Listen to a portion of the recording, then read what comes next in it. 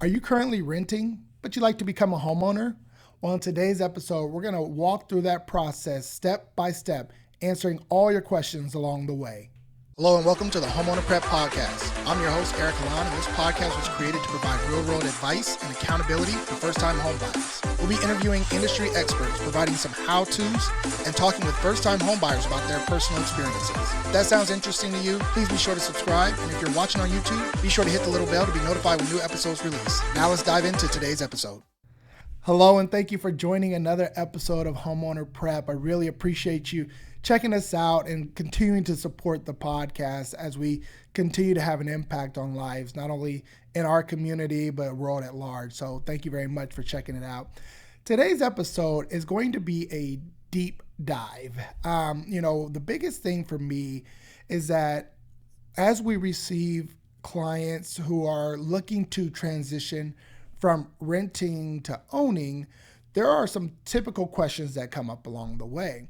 And although that process can be quite lengthy for some folks and quite short for others, we want to make sure that we're tackling these questions, answering them for you ahead of time, so you know what to expect when you're transitioning from being a renter to being a homeowner. So we're going to tackle these. This is going to be a deep dive, and so I'm not going to put all of this information into just one episode. We'll break it out, making sure that we have some small steps that you can take along the way and getting the information that you can digest and breaking that into different episodes along the way, so that way it's easier for you to kind of put some things into motion. Our biggest thing for all of our clients is that we take action. There's a lot of information out there. When people say, hey, well, I want to buy a house, chances are you can Google that, right? You can find that information, but who's there to really break down each step? Who's there to prepare you for the next step? And who's there to answer the questions along the way? And that's really what we do with Homeowner Prep. If you're unfamiliar with who we are, we're a free home readiness program for renters, anybody who's an aspiring homeowner, for first-time home buyers to really get their foot in the door, get the keys to their first home. And so we actually walk with clients step by step, holding them accountable to the plans that we create, no matter where they're at. So like I mentioned, some of our clients buy a home as quickly as 17 days, beginning to end. Some take years, and that's okay. Your timeline is your timeline, but ultimately we just ask that you are looking to buy, you have a strong why, which we're going to dive into, and that you're ready mentally and financially to become a homeowner. And so that's what we do with Homeowner Prep. Again, it's a free home readiness program. Anybody can join. And it's really just an opportunity for those who want to become homeowners to take that first step. And so today, as we dive deep into exactly how to make that transition, the first thing that we always start with is a why. What is your why? Why do you want to become a homeowner? We've done episodes before where we talked about this, but really, you have to come to an understanding of, hey, this is what's going on in my life. This is where I'm at. This is why I need to become a homeowner. Maybe you're paying too much in taxes. Maybe you're living with a family member. You just got to get out. Whatever the case may be, you need a strong why that's going to push you and motivate you in times that become more challenging. We're not going to sugarcoat it. Buying a home is not always a very smooth process. There's things that come up, there's obstacles in the way. And if you don't have a strong enough why, you're going to find yourself kind of taking a step back or putting things on, the sideline while you kind of go about life. And the truth is, those who get the keys to their first home are those who can overcome obstacle after obstacle without losing that, enthusiasm and that drive to keep going. So that all starts with your why. So if anything, you get from this first episode, as we talk about the transition from renting to owning, I want you to write out your why and write it out. I want you to see it. I want you to know what that is, and because you're going to need to reference back to it throughout the process. So start with your why. The next question we often get is, hey, do I make enough money to buy a house? And so with that question, there's a couple variables that come to the answering of that question. One, what type of home do you want to buy? Do you make enough money to buy a mansion, or do you make enough money to buy a condo? Do you make enough money on your job, or do you have secondary or third sources of income? And so when it comes to, do I make enough money to buy a home? You really just have to look at what are all the sources of income coming in and how stable are they? Stability is the key. If you have unstable or instability in your income, there's going to be chances of you falling behind. And so the bank is not going to want to see that. They want to see a consistent source of income coming in, either every couple of weeks, every month, whatever the case may be, but they definitely want to see that money coming in. Again, there can be multiple sources of income. Maybe you're getting disability income. Maybe you've served in our military, and so you're getting a retirement check or disability. And also, hey, maybe you're divorced, you're getting some type of alimony, child support that's going to continue on.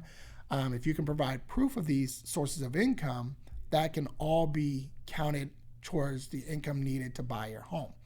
Now, income comes with debt.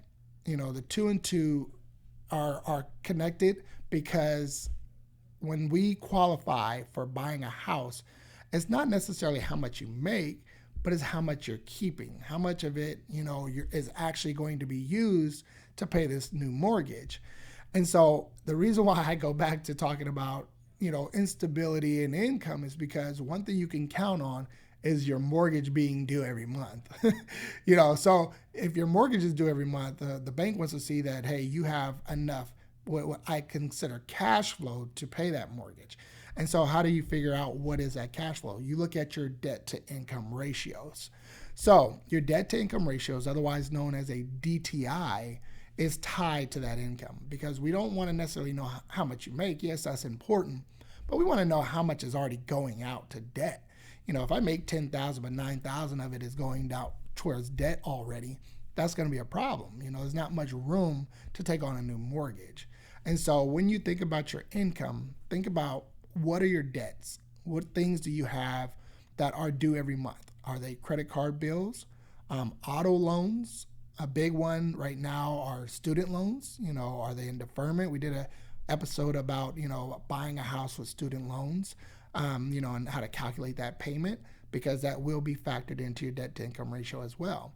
And so depending on the type of loan that you have, some debt to income ratios go up to 50%, with including the mortgage and everything. So, hey, I make $10,000 with the mortgage and all my debts, it's about $5,000 worth of, obligations. And so you may qualify for that type of program. Some programs are, 43%, 38%. I mean, it just depends on the type of loan that you're going to use. Typically, first-time home buyers are going to use an FHA loan program. And so you want to look at about a 43% ratio there, just to make sure that, you got things under control and that won't become a big problem down the road. So, look at your income, but also look at your debt, and take an honest look at that and say, okay, well, how much room do I still have left over? Typically, when you're applying to, rent a place, let's say an apartment, they're looking at 3 times rent. Your income has to be 3 times the rent. So it's basically about a 33%, of what your income is.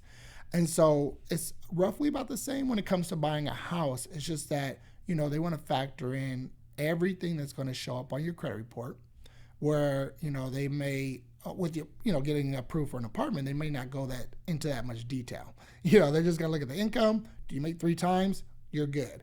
Where buying a house, they're going to say, okay, here's your income.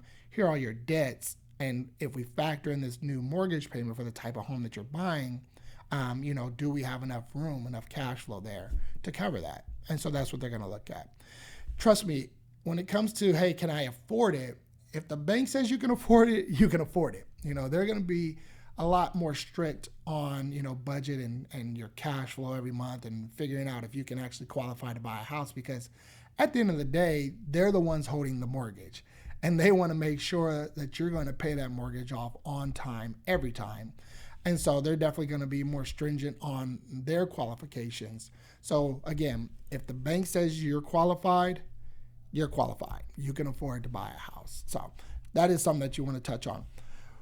When it comes to debt, in order to figure out, hey, what's showing up, what are my obligations? You may know already, hey, these are the things that I have to pay, but it's always good to, check your own credit report, see what's showing up there.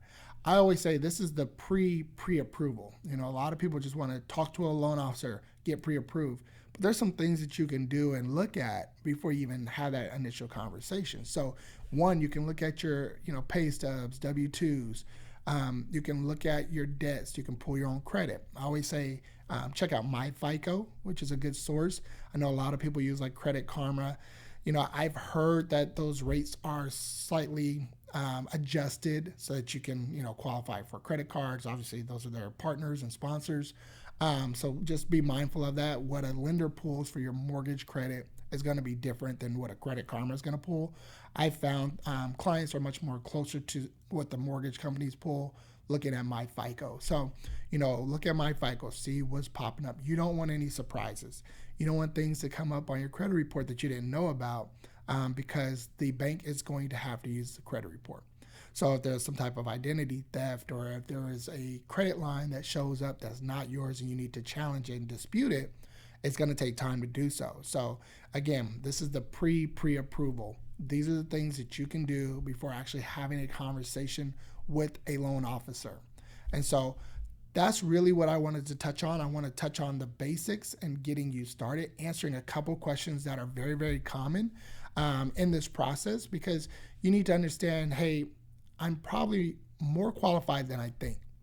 More often than not, I have conversations with aspiring home buyers who say, hey, I have a credit score of this. Am I qualified? And I'm like, you're well qualified.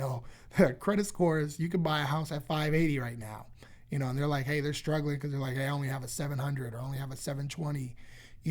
Trust me, you're fine. 580 credit score, you're able to buy a house.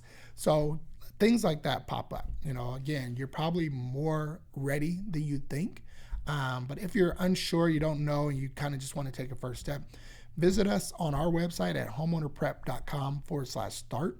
We can answer some questions for you. We can sit down with you and actually see where you're at, help you go through this pre-approval, and then refer you to a loan officer so that you can get started if you're ready. Again, when people come to us, some are ready to go. Some they have everything, ready to go. They have all their finances in order, but some are going to take a little bit longer to, get things rolling. And so you really just want to see where you're at. Again, you can visit our website at homeownerprep.com/start and kind of take that first step. And also, if you have just a general question that you want to ask, feel free to reach out. A lot of our questions come via social media, so you could just send us a DM. You can always find us on all the social platforms, particularly Instagram at Homeowner Prep. And so if you have a question, definitely don't hesitate to reach out and get the ball rolling for you.